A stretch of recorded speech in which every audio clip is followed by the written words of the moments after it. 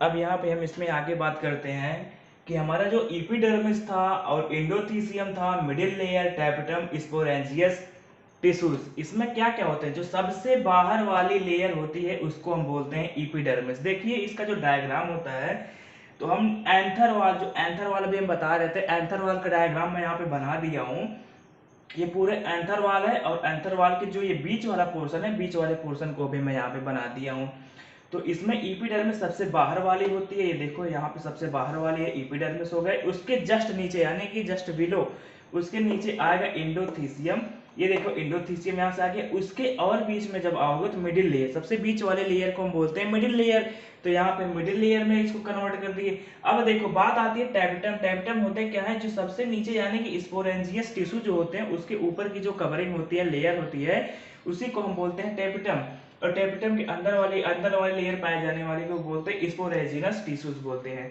अब बात आती है, इसको हम ट्रांसफर सेक्शन कर दिए हैं, ये देखिए, और इस चीज को हम बोलते हैं स्टोमियम बोला जाता है।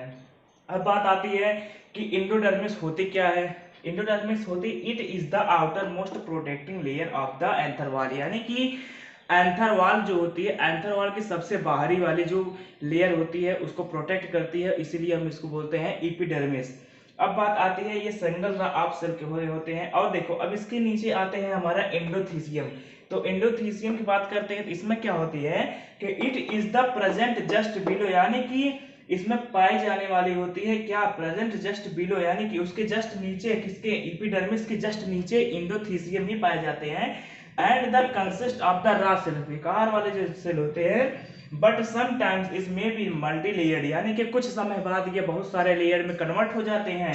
And it is the hydroscopic in nature, और क्या कहलाते हैं उसको, हाइड्रोस्कोपिक इन नेचर के हो जाते हैं। And the help of the dehiscence and the through stomium, और कुछ ही समय बाद जो हमारा ये स्टोमियम होते हैं, जो हमारा स्टोमियम ही है, ये कुछ समय के बाद ये फट जाएंगे, ये हमारा दग करके हट जाएंगे, इसीलिए हम इसको बोलते हैं स्टोमियम सेल। अब हमारी बात आती है मिडिल लेयर में। तो मिडिल लेयर में हम यहाँ पे बता देते हैं मिडिल लेयर में क्या क्या होते हैं, कि यानी कि ये सबसे बीच वाले लेयर होते हैं, इसको मिडिल लेयर कहते हैं। इसमें मिडिल लेयर में होते हैं कि जैसे कि ये डुअल नेचर के होते हैं। तो मिडिल लेयर हमारा डुअल नेचर के होते हैं, और डुअल नेचर में जैसे कि एक से लेकर के 4 लेयर इसमें पाए जाते हैं। अब बात हमारी आते हैं कि टैपेटम क्या होते हैं। तो टैपेटम ये मोस्ट इंपॉर्टेंट कवरिंग होती है, इसको हम बता रहे हैं लिख करके यहाँ पे, तब समझ में आएगा, बताने पे नहीं आएगा।